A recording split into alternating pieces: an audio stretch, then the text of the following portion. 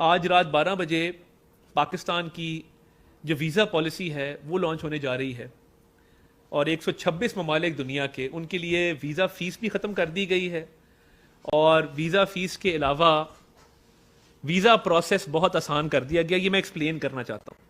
देखिए, जब हमारे मुल्क में टूरिस्ट आते हैं, गैर मुल्की आते हैं, वो बड़ा हैरान होते हैं कि पाकिस्तान के पास मोटरवे भी है, पाकिस्तान के पास इतना साफ सुथराई है, एक खूबसूरत कैपिटल है जिसमें मरगला हिल्स हैं, तो वो बड़ी अच्छी यादें लेके जाते हैं पाकिस्तान की।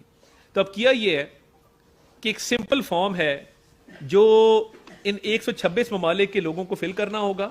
30 क्वेश्चन हैं जिसका आप आंसर देंगे और वीज़ा उसी वक्त इन 126 ममालिक के लोगों को इशू हो जाएगा और इशू होने के बाद वो 3 महीने के लिए वैलिड होगा और उसके बाद रिन्यूएबल होगा। इसके साथ साथ कोई फीस नहीं है, 0 फीस और 10 मिनट के अंदर वीज़ा जारी।